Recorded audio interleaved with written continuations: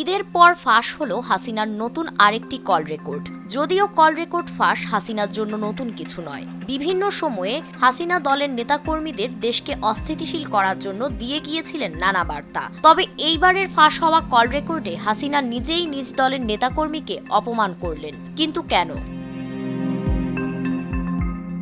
পহেলা April রাতে হাসিনার ও ভোলা ৩ আসনের আওয়ামী লীগের সংসদ সদস্য নুরুন্নবী শাওনের একটি কল রেকর্ড ভাইরাল হয়। ভাইরাল হওয়া কল রেকর্ডে নুরনবীকে বলতে শোনা যায়, সে ভোলা থেকে ৩ থেকে ৪ লক্ষ লোক নিয়ে ঢাকায় উপস্থিত থাকবে আর হাসিনার যে কোনো নির্দেশ সে পালন করবে। সাধারণ ফ্যানের দিন শেষ, আকিস ফ্যানে বাংলাদেশ।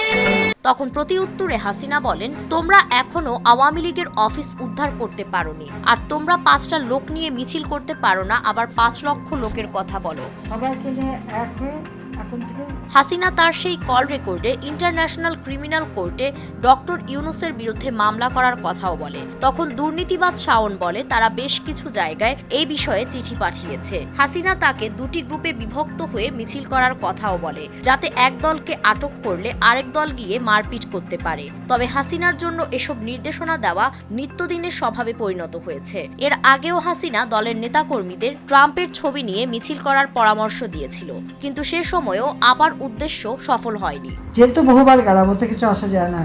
তবে হাসিনার এই নতুন ভাইরাল হওয়া কল রেকর্ড নিয়ে চলছে তুমুল হাসাহাসি। আল জাজিরার সাংবাদিক জুলকারনাইন হাসিনার এই ভাইরাল হওয়া কল রেকর্ড নিজের ভেরিফাইড ফেসবুক পেজে পোস্ট করেছেন। ক্যাপশনে তিনি লিখেছেন, আজ রাতে জয় বাংলা ফাউন্ডেশন নামক এক গ্রুপের কলে শেখ হাসিনা ভোলা জেলার শীর্ষ দুর্নীতিবাজ নুরুন্নবী শাওনকে ভর্ৎসনা করে বলেন, ৫টা লোক নিয়ে মিছিল একটা করতে পারো না, আবার ৫ লক্ষ লোকের কথা বলো। সম্পূর্ণ কলটা শুনতে পারেন, মজা পাবেন।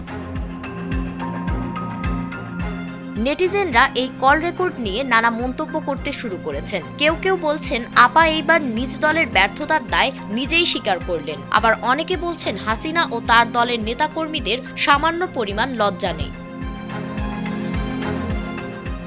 ফারিন রহমান প্রীতি, নয়া দিগন্ত।